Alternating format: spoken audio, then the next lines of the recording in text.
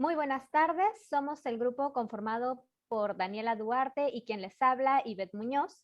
Somos estudiantes de noveno ciclo de la Universidad Tecnológica del Perú. Estamos realizando la tesis titulada Diseño editorial de un cuento interactivo a través de un aplicativo móvil para concientizar sobre la problemática del bullying escolar en niños de 6 a 9 años, Lima Metropolitana, 2021. En este momento nos encontramos con la doctora Delia Sarabia. Ella es psicóloga educacional y por lo que nos ha contado ha tenido muchos otros estudios. Por favor, muy buenos días, bienvenida, buenas tardes, mejor dicho, bienvenida.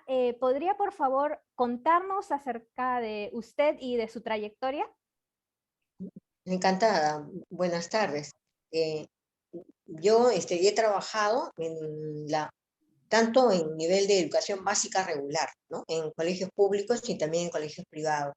Ya más de 25 años de experiencia. He trabajado en provincias y también en Lima.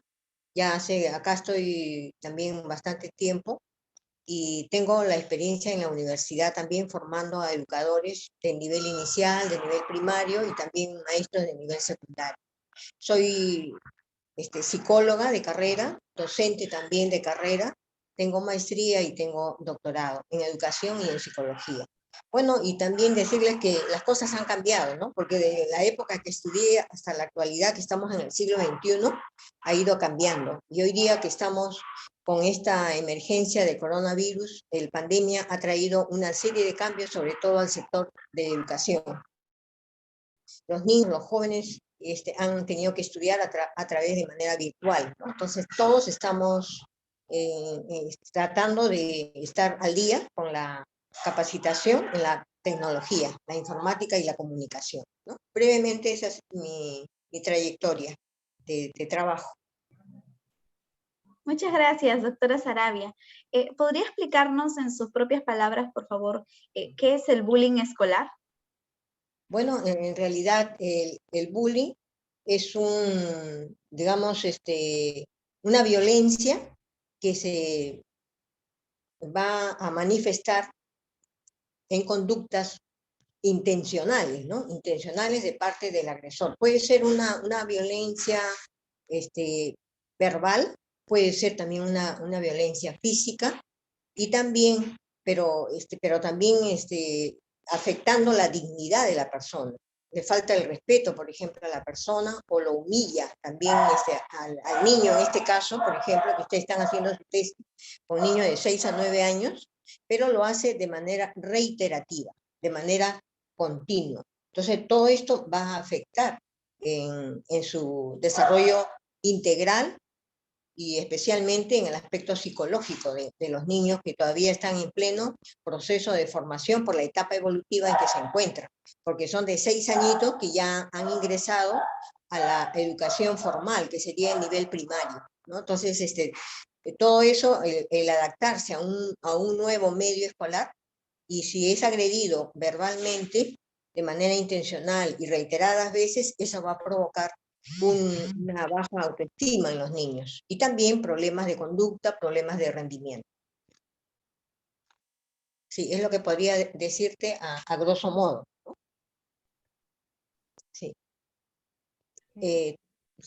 Bueno, también podría agregar algo más, ¿no? Que en la actualidad el énfasis de las intervenciones está girando en torno al clima que rodea al niño también. Por ejemplo, hoy día tenemos en las aulas muchos niños migrantes, ¿no? Que han venido de Venezuela o de otros países, y para poder adaptarse estos niños por medio de sus costumbres, sus hábitos, entonces la convivencia en el centro educativo un poquito que se hace, diríamos, un poco conflictiva, a veces porque los niños pequeños tendrían que adaptarse a esos hábitos o a esas costumbres, incluso hasta el modo de hablar, el modo de vestir, en fin. Los investigadores han llegado, por ejemplo, a la conclusión de que el acoso entre pares no forma un campo independiente del resto de las relaciones interpersonales, porque también acá tenemos que ver, por ejemplo, cómo interacciona socialmente, no solamente entre pares, entre niños, sino también entre el maestro y los estudiantes, o también las autoridades de una institución, también va a influir. y inclusive el personal administrativo y personal de servicio. Entonces, todo eso tenemos que tener en cuenta para que el estudiante o el niño que está en proceso de adaptación no, digamos, no le vaya a perjudicar en su comportamiento. Eh, y aparte de eso también no vaya a promover una cultura distinta en las relaciones interpersonales. Entonces, eso también hay que tomarlo en cuenta. Sí. Muy bien, gracias, doctora. Vamos a pasar a la siguiente pregunta entonces. Ivette. Justamente la siguiente pregunta era, ¿cómo consideraba que el bullying afectaba a los niños de 6 a 9 años? Nos ha comentado que es sobre el tema de la autoestima. De repente nos puede ahondar más ese tema, pero al mismo tiempo, em, tomando en cuenta la situación actual, que es lo que nos estaba comentando de la perspectiva del bullying cibernético, que nos estaba comentando que los niños en esa edad ya están teniendo acceso a los medios virtuales. Ajá, claro. Aquí tenemos que tomar en cuenta, por ejemplo, hay factores, ¿no? Varios factores que están asociados a esta conducta de acoso o de hostigamiento hacia sus compañeritos. Entonces, ¿de dónde viene esto? ¿Cuál sería la causa? ¿Y cuáles serían las consecuencias? Bueno, hay un factor que puede ser también un factor individual. Y cuando hablamos del factor individual, me refiero a las características biológicas del niño, como por ejemplo, algunas complicaciones que pueden haber tenido la madre en el momento del parto, que podría haber producido un daño neurológico. Entonces, hay niños, como le llaman, que tienen conductas explosivas o el comportamiento acting out, que no pueden controlarse.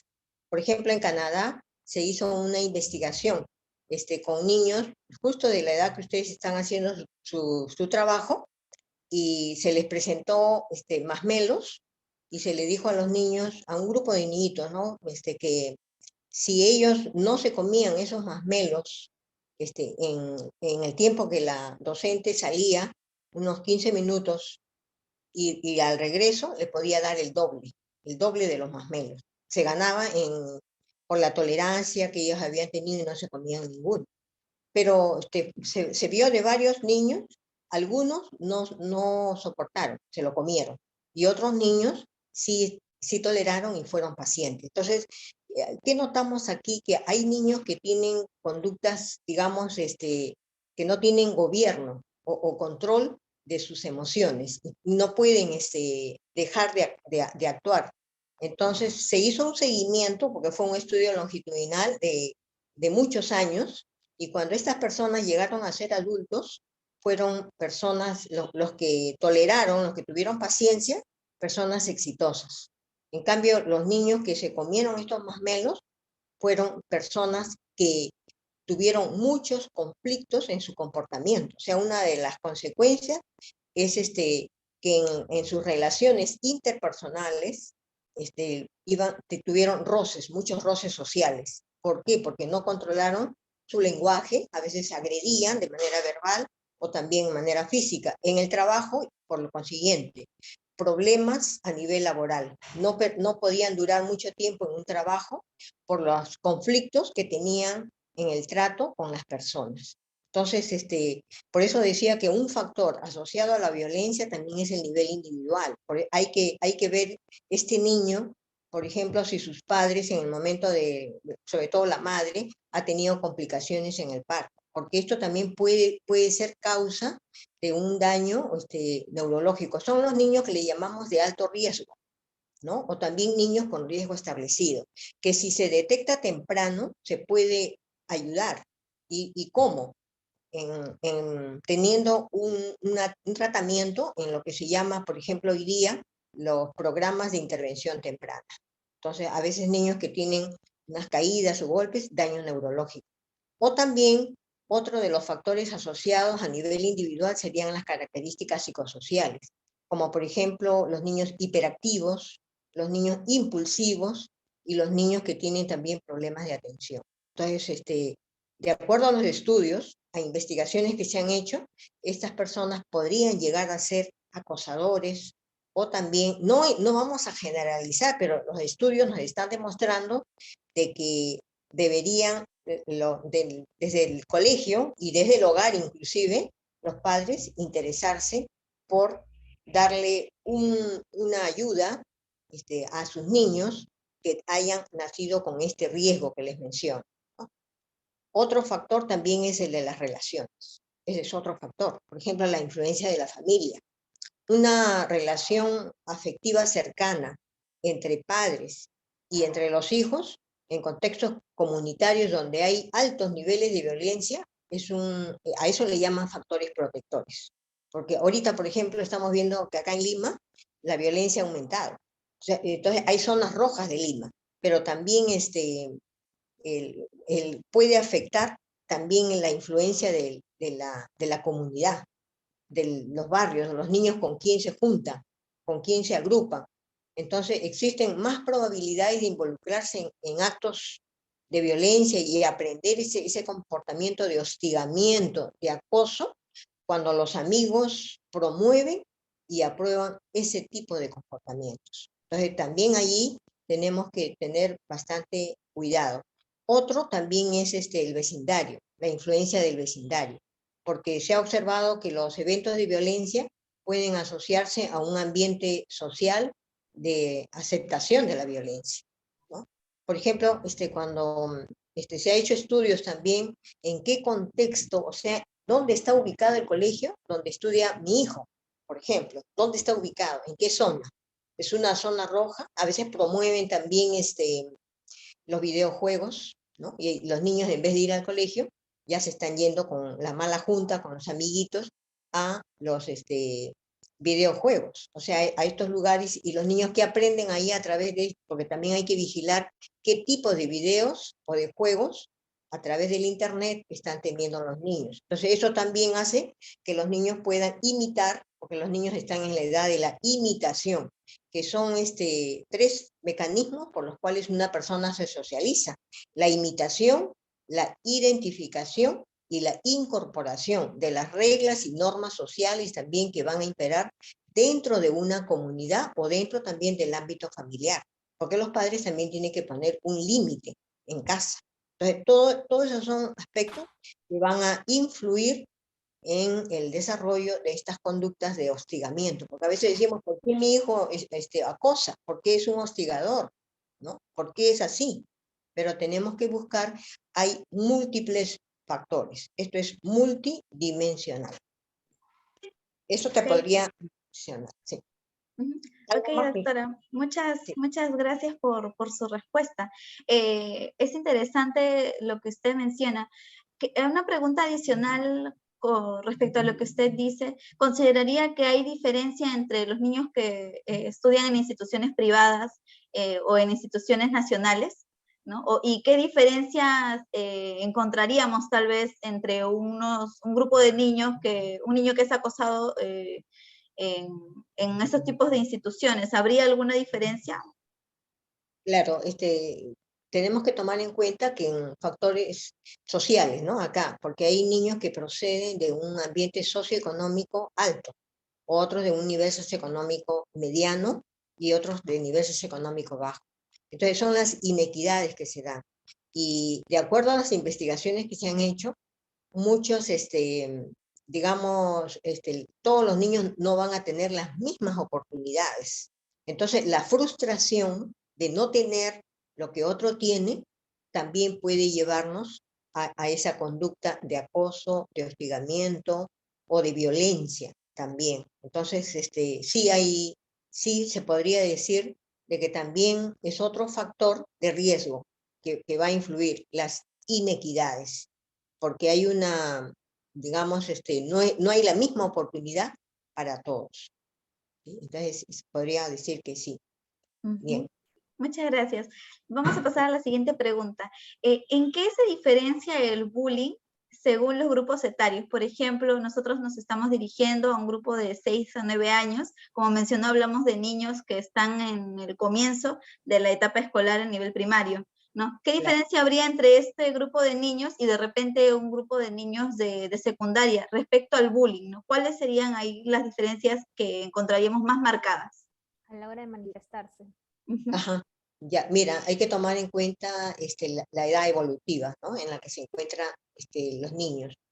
Como ya dijimos, de 6 a 9, de acuerdo a los estudios, por ejemplo, de Piaget, él habla de una etapa en el desarrollo de las normas o de las normas morales, porque también esto del acoso o del agredir a otro, faltarle el respeto a otra persona, tiene que ver con los valores y las normas que el niño va a ir adquiriendo, va a ir incorporando, ya sea en su medio social o también en la institución educativa, que es el segundo, digamos, ambiente social del niño. Y hay diferencias. Por ejemplo, ahí Piaget habla de la etapa de la heteronomía y de la autonomía. Entonces, en los niños menores de 7 años están en la etapa de la heteronomía. Ellos cuando tú le preguntas, ¿y por qué no te juntas con ese niño? Porque mi mamá me dijo que yo no me debo juntar, ¿no? Pero no te dan las razones. Simplemente ellos hacen lo que le dicen sus padres. En cambio, ya después de los 7, ya el niño ya tiene un uso de razón, ya puede, digamos, darte argumentos del por qué sí o el por qué no realiza tal o cual conducta. Entonces también debemos de tomar en cuenta de que en qué etapa se encuentra el niño. Hace ratito cuando mencionaba que actualmente los padres a veces preguntan, doctora, ¿y a qué edad podría darle a mi niño una tableta, un celular, o hacer que esté en la computadora? Porque también desde el nivel inicial, ahorita hay colegios en los privados, en los particulares, tienen su laboratorio de cómputo y los niños aprenden las diferentes áreas curriculares, ya sea las matemáticas, el área de comunicación, ciencia y ambiente, a través de los videos, y ahora con la pandemia, que todo es virtual, entonces hay que seleccionar qué es lo que el niño está mirando, qué es lo que está escuchando. Entonces es como alimentar nuestro cuerpo. Alimentamos con cosas nutritivas, ¿no? Que realmente sea de beneficio para nuestro estado de salud, o lo estamos alimentando con cosas negativas. Por eso que yo les decía, hablaba de los videojuegos también, que desde muy chiquitos algunos se hacen hasta adictos. Entonces, de acuerdo a los estudios, es a partir de los 4 años de edad, 4 años, pero con la supervisión de los padres de familia, ¿no? Tiene que haber algún adulto también, de repente los padres trabajan, pero tiene que haber un cuidador, una persona que sea responsable y que realmente esté viendo qué es lo que el niño está observando o qué es lo que está escuchando o qué es lo que está leyendo a través de las imágenes, ¿no? Entonces, todo eso es sumamente importante para que no se desarrollen ese tipo de conductas que más adelante van a traer, digamos, hasta una baja en el rendimiento académico, en su rendimiento escolar, ¿no? Entonces hay consecuencias y en problemas de conducta también. Entonces tenemos que eh, darle mucha importancia a este aspecto. Sí. Ok, doctora, muchas gracias por su respuesta. Vamos a pasar entonces a la siguiente pregunta. Bueno, con respecto a lo que está mencionando, dice que hay que seleccionar muy bien la información que van a recibir los niños y que ellos además tienen tendencia a imitar. En relación a eso, ¿cómo se le debería hablar a un niño acerca del bullying, sobre todo en este rango de edad, ¿no? De 6 a 9 años? Dice también que es diferente en cuanto a si es menor de 7 años o mayor de 7 años. ¿Qué recomendaciones tendría usted con respecto a cómo hablarle sobre el bullying? Claro, mira, en realidad de 6 a 9 años también tenemos que tomar en cuenta que su pensamiento es bastante concreto, ¿no? No es abstracto, porque también hablarles, darles charlas o dialogar solo en palabras, como se dice, por una le entra y la otra le sale, no. Entonces, hay estrategias que son muy interesantes, por ejemplo, el, el a través de los títeres, a través de dramatizaciones, a través de juegos de roles. Ustedes van a hacer un cuento, entonces los niños justamente aprenden, como el pensamiento es concreto, no es todavía abstracto, porque hay etapas en su desarrollo, y estamos hablando de 6 años hasta los 9 años de edad, entonces está dentro de ese periodo, de esa etapa de desarrollo de su pensamiento. Entonces, los chicos aprenden más observando, o también ellos representando un rol o un papel. Por ejemplo, si tú quieres representar cómo acosan o cómo hostigan o cómo le faltan el respeto a un niño, entonces que tú le hables, ellos no te van a entender muy bien. Pero si ellos lo ven en una representación, ya sea en un cuento a través del uso de títeres, o también a través del juego de roles, que ellos van a representar de repente el rol de acosador y el otro el rol de víctima, ¿no? A veces ese acoso no lo hace una persona, sino lo hacen también en grupos, también. Entonces, si ellos lo representan o lo ven a través de este juego de títeres, o también a través de, como ustedes van a hacer de los cuentos con imágenes, mientras más imágenes tenga, mucho mejor, porque es algo atractivo que les va a impactar, ¿no? A ellos a través de las figuras. Y hacerles preguntas de tipo abierto, no que ser muy directivo, o sea, actuar de manera indirecta. Por ejemplo, ¿qué te parece esa situación? Descríbeme la situación. Y ahora, ¿tú qué piensas? ¿Está bien lo que está haciendo ese niño con el otro? ¿Te parece bien? ¿Por qué? ¿No? ¿Por qué te parece bien? ¿Tú qué hubieras hecho? Ponte en el lugar. O sea, tratar de hacer de que el niño también empiece a desarrollar ese pensamiento concreto que él tiene, pero también tratando de imaginarse qué podría haber hecho él, o cómo crees que se sentirá ese niño, ¿no? Entonces, preguntas de tipo abierto, no como para que te conteste un sí o un no, pero son estrategias que se utilizan. Por ejemplo, hay un autor, Paolito, que este autor menciona de que a los niños de esa edad, de 6 a 9 años, se les debe enseñar a través de los dilemas morales, plantearle dilemas morales. Por ejemplo, te cuento uno. Un niño de 8 años llega a su salón de clases y el profesor, él había estado de cumpleaños, este niño, entonces no había hecho la tarea que el profesor dejó, y dijo, el lunes yo recojo los trabajos, pero el niño no hizo la tarea. Entonces él, cuando llega al salón, le dice a su mejor amiguita de que le preste para copiarse. Entonces se copia la tarea, y cuando el profesor llega ya a clase, dice, a ver, todos los niños que hayan hecho la tarea, coloquen su trabajo sobre mi pupitre. Y este niño va en primera y deja su trabajo. Él ya había llegado temprano, se había puesto de acuerdo con su amiga, se lo copió, pero dejó el trabajo allí. Y su amiguita se quedó mirando cómo él en primera había puesto su trabajo. Bueno, ya todos pusieron. Entonces, aquí Paulito dice, plantear esta situación a los niños y decirle, hizo bien, por ejemplo, Pepito en dejar su trabajo. Su amiga, su mejor amiga, le había prestado la tarea. ¿Hizo bien? ¿Qué les parece? ¿Tú qué hubieras hecho?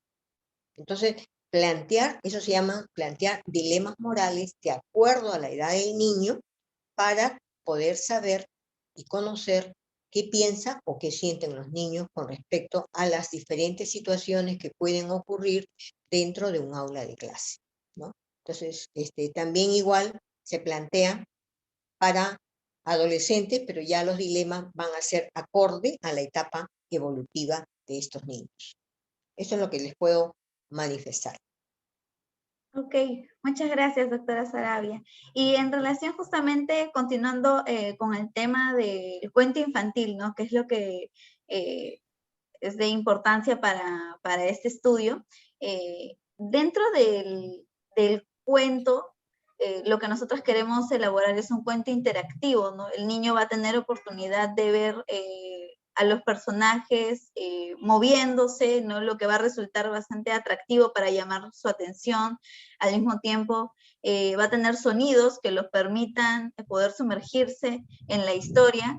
Nos recomendaría en todo caso que dentro de este lenguaje del cuento, para poder llegar mejor a los niños, como mencionó, hagamos uso de estas preguntas, de repente presentándole una situación, ¿no?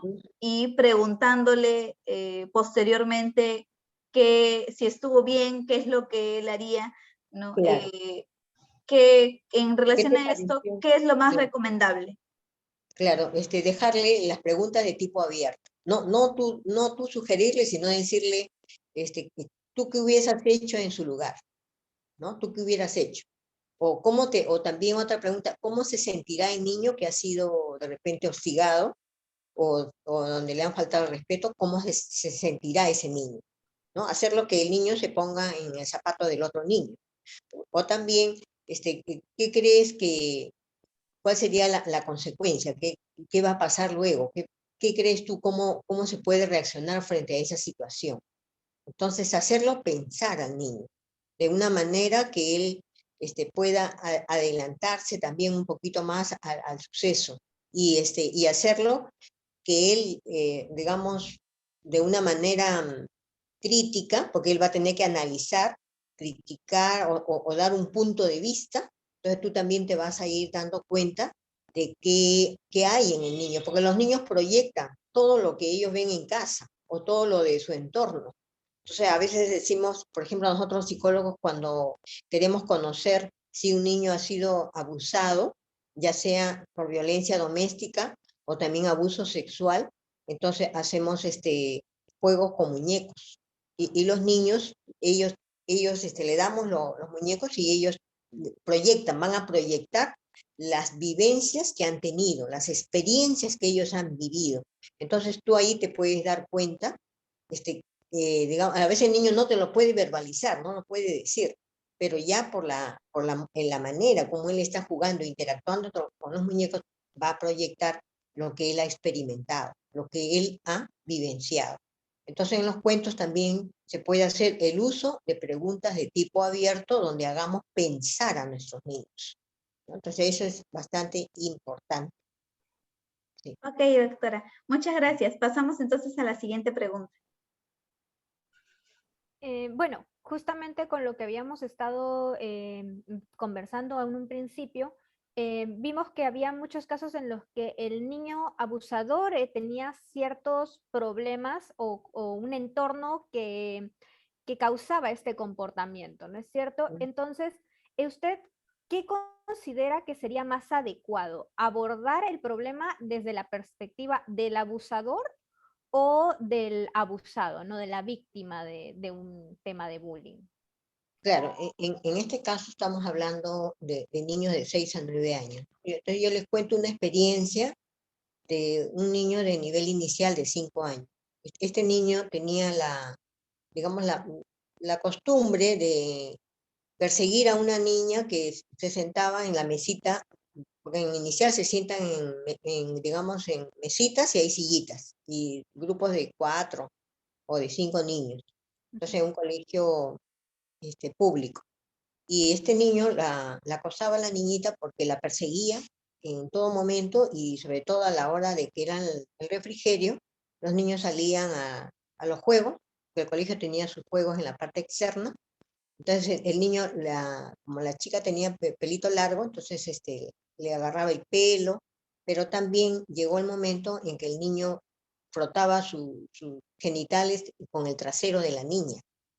Entonces la niña se lo contó a la mamá y la mamá fue al colegio, ¿no? En este caso, aquí estamos viendo un niño que la corretea continuamente, porque esto ya hay que ver que cuando hablamos del bullying escolar, es un maltrato, una falta de respeto, hemos dicho, intencionalmente y de manera reiterativa, de manera continua. Entonces aquí vemos que la niñita, 5 años, le dijo a su mamá, ¿y qué hizo la mamá?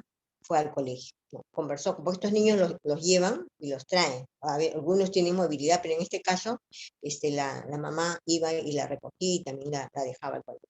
Entonces le dice a la profesora la conducta que está teniendo uno de los niños del aula. Entonces, el primer paso, aquí la niña, porque la niña le habló, pero vamos a ver también casos que niños que no hablan. Pero en este caso la niña sí. ¿Qué hizo la maestra? Se puso a observar también qué es lo que ocurría, si realmente era cierto o no era cierto, porque a veces los niños también son imaginativos. Entonces hay que estar, por eso una profesora, como yo le digo a mis alumnas, tiene que ser muy observadora, estar observando constantemente a los niños y por eso que inclusive hasta la misma ambientación del aula no puede ser muy sobrecargada y tener como para que la profesora pueda visualizar a todos sus niños. ¿no? Entonces, generalmente en los estatales son un promedio de 15 a 20 niños por aula, ¿no? Y ¿qué pasó? Que la profesora se puso a observar y efectivamente comprobó lo que había dicho la niña, que el niño la perseguía. Entonces ya la profesora, a veces hay profesoras que también tienen, hay que ver cuál es su personalidad, su historia personal, su historia familiar, porque también hay maestras que son bastante convencionales, diríamos conservadoras, y a veces piensan que los niños son mañosos, pero nosotros tenemos que ver que son niños de inicial, de 5 años, también tenemos que tomar en cuenta su desarrollo en cuanto a la sexualidad. Entonces, de acuerdo a qué etapa se encuentra el niño en el desarrollo de la sexualidad. Muchas veces los niños están descubriendo lo que sienten al manipular, por ejemplo, sus genitales. ¿No? Entonces, no es que sea un niño mañoso, ni un niño cochino, ni un niño que, digamos, que tenga la experiencia del sexo, todavía es un pequeño, pero está en una etapa de la curiosidad. Entonces son 5 años que el niño tiene. Entonces, pero ¿qué estaba pasando? Aquí mira, lo curioso fue que también la profesora, muy, digamos, atinadamente, ella le preguntó, le citó a la mamá para un día conversar y que le cuente un poquito cómo era su vivienda. O sea, porque también a veces vemos que en familias viven en un solo cuarto. Y entonces papá y mamá tienen el mismo dormitorio que los niños, ¿no? Entonces duermen todos juntos. Entonces todo eso quiso averiguar la profesora. La citó a la mamá, hizo las preguntas respectivas, pero ella que averiguó que la mamá y el papá trabajaban y sí, la casa era chica, pero sí, ellos tenían su habitación independiente. Pero, ¿qué sucedía? De que la niña se quedaba, y sobre todo este caso del acosador, que era el niño, se quedaba con la abuela, porque los padres trabajaban. Pero ellos vivían en una quinta. Entonces, en la noche, o sea, en la oscuridad, las parejas se iban a la oscuridad de la quinta. Y la abuelita veía su novela y para no, mira la profesora, las preguntas que le hizo a la mamá, con quién se quedaba la niña, quién la cuidaba, o perdón, al pequeño que acosaba de esa manera, frotando sus genitales con el trasero de la niña. Y ¿qué pasó? Que descubrió de que la abuelita lo mandaba al chiquito afuera para que juegue, decía juega afuera mientras ella veía la novela, para que el niño no vea las conductas de besos, ¿no? De que se ven en las novelas, pero el niño veía otras cosas en el callejoncito oscuro. Entonces, todas esas cositas yo te cuento así esa experiencia para que tengan también ahí que ver el asunto familiar, ¿no? Ver cómo es la dinámica en la familia. Entonces, a veces los niños simplemente imitan, copian las conductas. No es que sea mañoso ni que esté acosando a la niña de manera intencional, sino que el niño también mira y reproduce, ¿no? Como diría Alberto Bandura, que es uno de los psicólogos que ha hecho estudios sobre el desarrollo del comportamiento social, inclusive hasta de la conducta sexual. Entonces, ¿por qué los niños hacen eso? Imitan, copian. Entonces, ellos observan y van a reproducir. Y esto es lo que pasaba con el niño en la escuela. Entonces, no es que la niña también hay otros niños que por curiosidad, cuando las niñas van al baño, también están mirando. Entonces, y después preguntan en casa, ¿no? ¿Por qué las niñas se sientan en el guate mientras ellos cuando orinan lo hacen parados, diferente? Entonces, todas esas cositas son de curiosidad, está en una etapa de la curiosidad.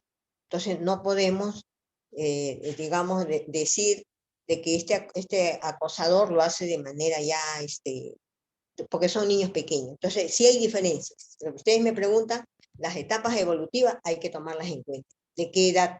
Porque también otra profesora que vio al niño que salía del baño con la cruz abajo y se exhibía, ¿no? Está en la etapa del exhibicionismo. No es que sea un exhibicionista como un adulto, no. Está en una etapa de la curiosidad sexual. Esa etapa va a pasar. ¿Y qué tenemos que hacer? ¿Qué estrategia tenemos que adoptar? Inmediatamente buscar otro tipo de actividad, porque los niños su capacidad de atención es corta. Entonces paso con otro juego y le digo, mira, aquí vamos a empezar con este juego. Y el niño se olvida el asunto, ¿no? Ya si el niño te pregunta, contestar las preguntas que el niño te está diciendo de manera sencilla y de manera concisa, corta, pero no darle mucha explicación y ceñirte solo a lo que el niño ha preguntado. Por ejemplo, dice a veces, mi papá, su pene de mi papá es más grande y el mío es más chico, ¿no? ¿Por qué?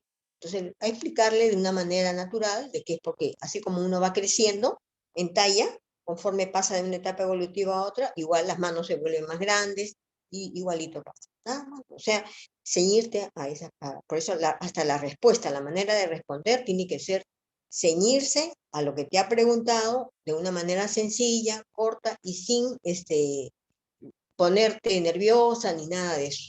Entonces, de manera natural con los niños. Entonces, esa sería mi respuesta ante la pregunta que ustedes me han hecho. Ujú. Y doctora Sarabia, teniendo en cuenta justamente el caso que nos estaba mencionando, ¿no? ¿Habría una diferencia? Por ejemplo, el bullying se manifiesta de diferentes formas, ¿no? Verbal, física, psicológica. En este caso hablamos de pares, ¿no? Y el caso que nos comentó es de un niño a una niña.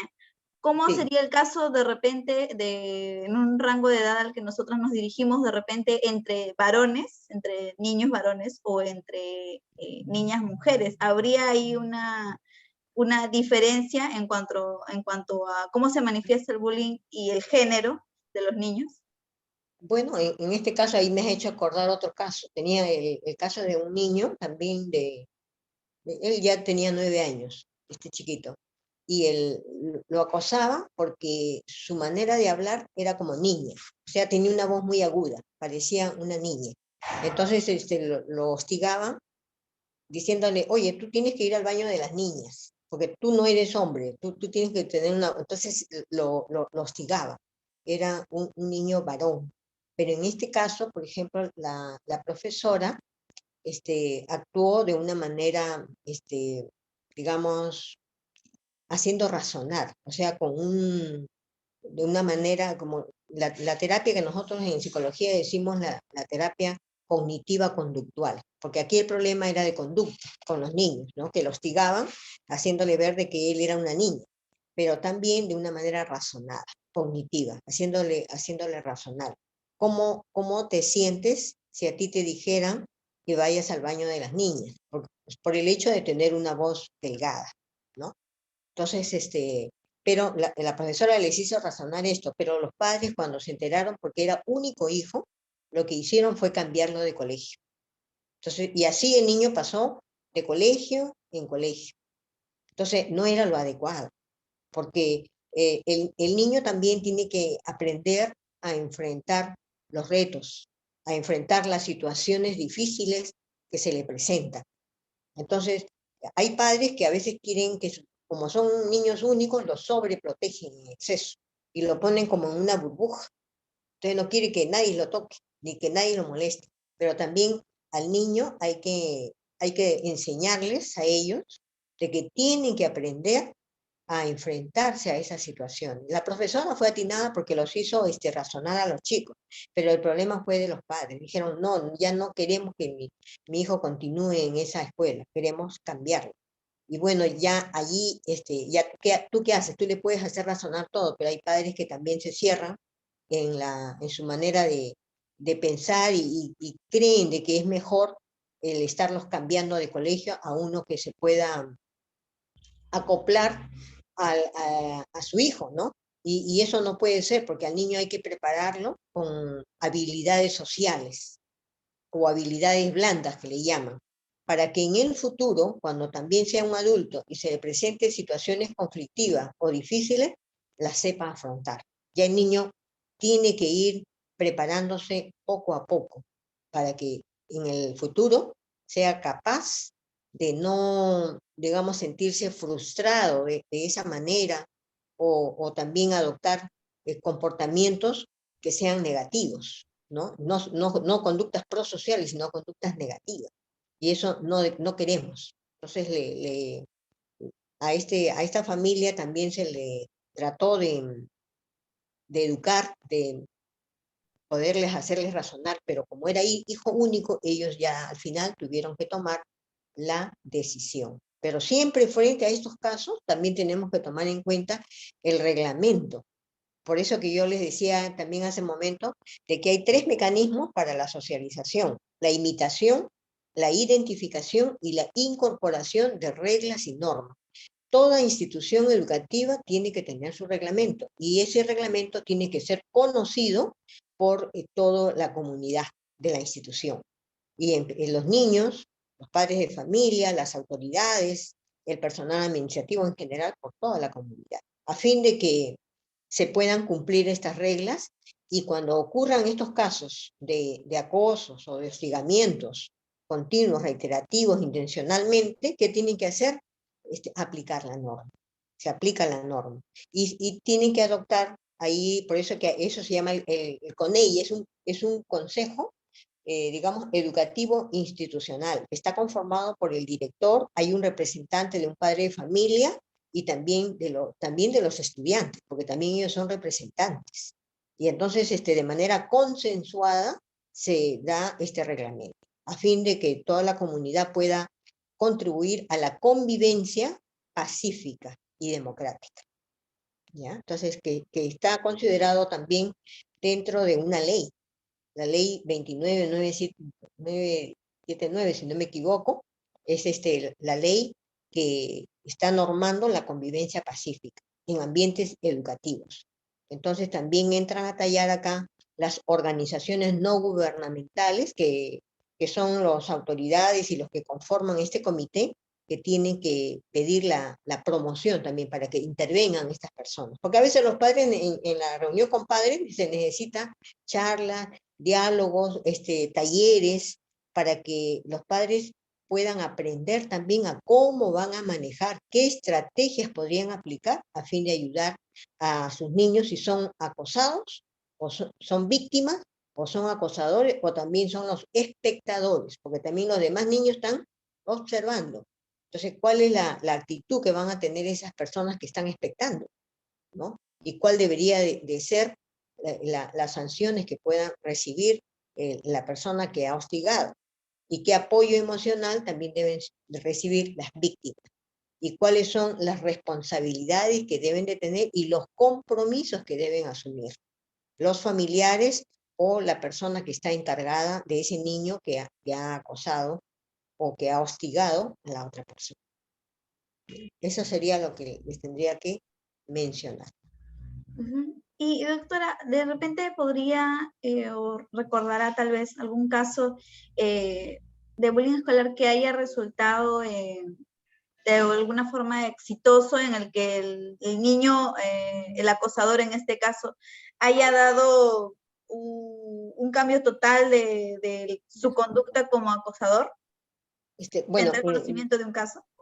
Sí, por ejemplo, tengo varios casos, pero ahora como ya trabajo en nivel superior, porque la tutoría, por ejemplo, todo colegio, desde el nivel inicial, tiene que tener su plan de tutoría, ¿no? Y su plan de convivencia democrática, convivencia pacífica y democrática. Intervienen los directores de los colegios, pero también, por ejemplo, si fuera a nivel, como les digo, yo también he trabajado en provincias, a nivel regional, también. Y también interviene, por ejemplo, Defensoría del Pueblo, de MUNA, interviene también Indecopi. Entonces, pero muchas veces los profesores no conocen. Entonces, en el año 2011 se dio esta ley y en el 2012 se dio su reglamentación. Entonces, es necesario que se haga como una pequeña campaña también de difusión, para saber cuáles son nuestros deberes, cuáles son nuestros derechos, hasta dónde son nuestros límites que podemos actuar, y cuando sale ya de la situación, por ejemplo, te cuento, tú me pides una experiencia que haya terminado.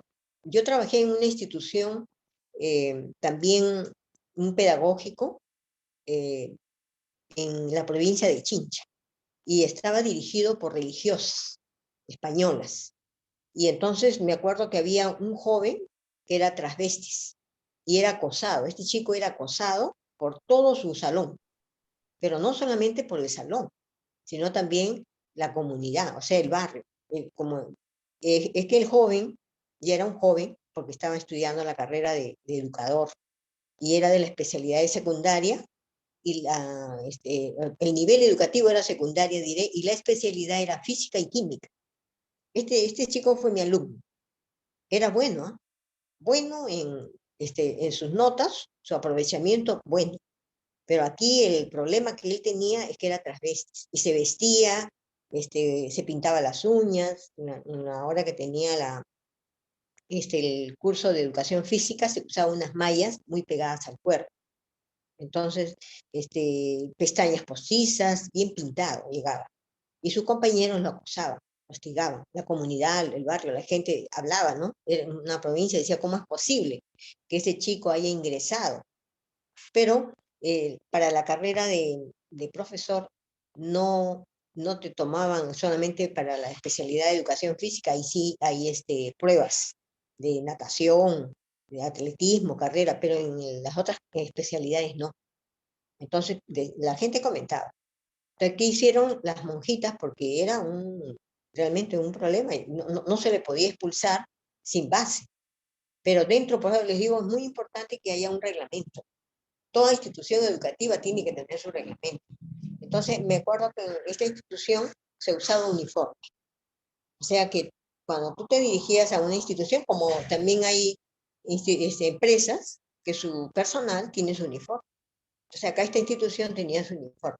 Y el chico, como les digo, iba vestido con mallas cuando le tocaba educación física, pero cuando no le tocaba, iba a veces con pantalón ceñido, pero el reglamento decía que tenía que usar uniforme y tenía que vestirse de una manera también con moderación, como si es hombre, si es mujer. Los hombres usaban terno, y las mujeres su falda, su blusa y su saco. Pero el chico iba con las pestañas, iba bien pintado y era varón. Entonces se le llamó, ahí también en el reglamento te dicen las amonestaciones, o sea, cuáles son las sanciones. Y había pasos, ¿no? Primero, llamada de atención personal individual, y en esa institución teníamos la tutoría, o sea, había un gabinete psicopedagógico, y cada estudiante tenía en aula un tutor. Aparte de eso, ese gabinete psicopedagógico tenía un equipo. Entonces al joven fue llamado de manera individual a que le dieran una consejería, ¿no? Y se le instara para que él pudiera poner su comportamiento, su manera de vestir sobre todo, acorde a las normas que establecía el reglamento. Entonces el chico no hizo caso.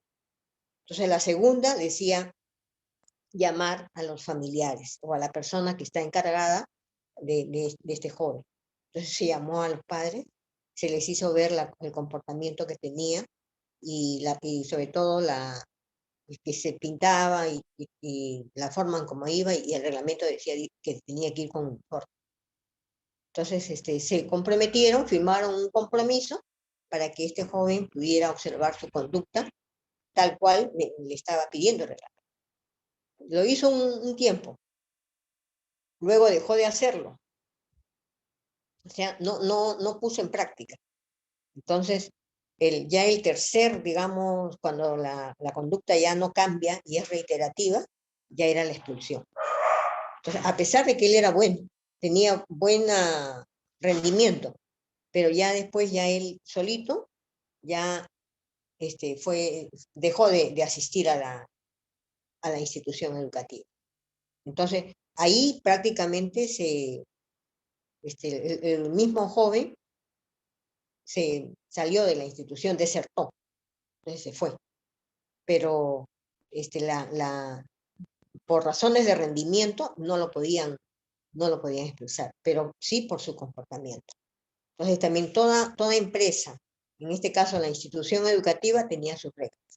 Y el trabajador, en este caso el estudiante que no observe las normas, tenía que buscar otra institución que sea más flexible y que se adapte a su manera de ser, ¿no? Entonces él solito se fue el joven.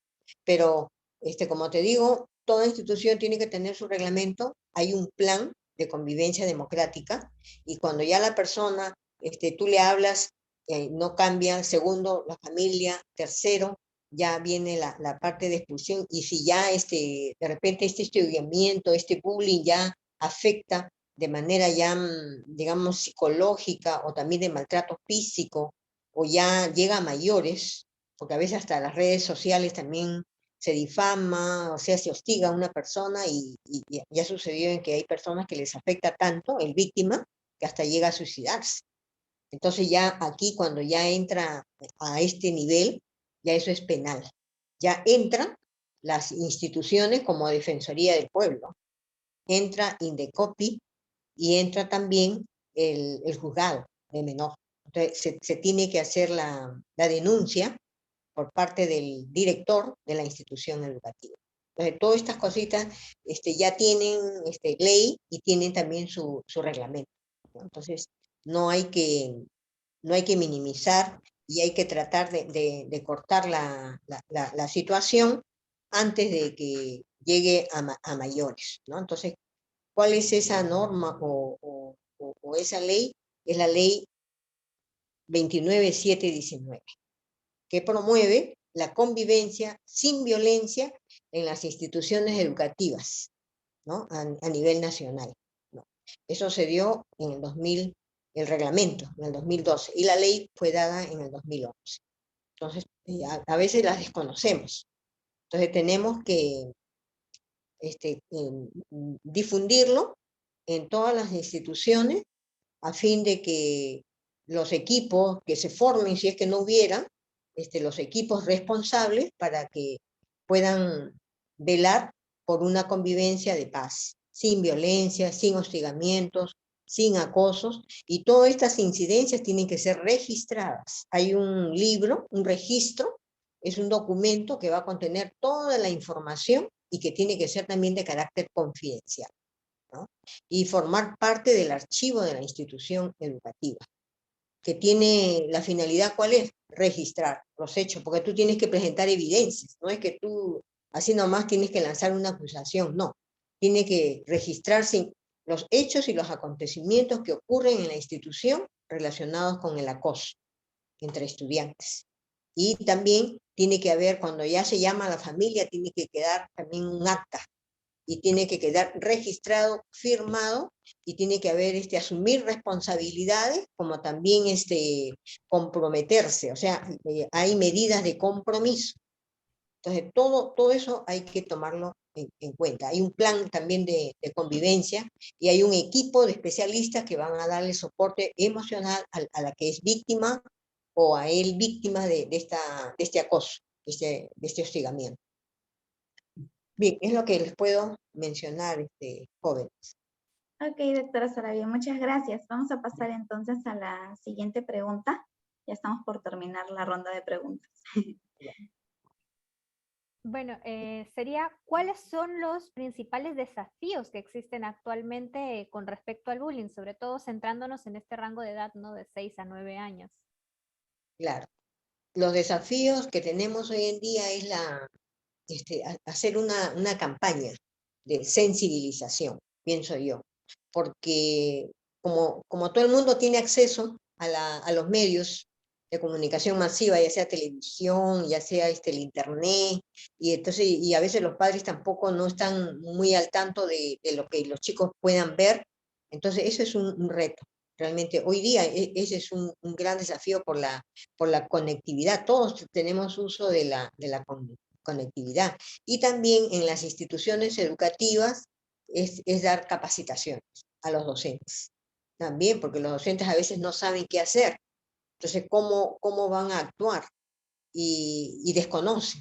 Entonces, también ese es otro reto. Otro desafío es que haya mayor especialistas, porque a veces no tenemos. Por ejemplo, en el sector público recién se está dando mayor presupuesto para que haya un equipo, haya un gabinete psicopedagógico, por lo menos que haya un psicólogo, ¿no? En una institución, porque imagínate, una institución pública tiene cantidad de estudiantes, y ahí hay pues problemas. Ustedes ven también el pandillaje.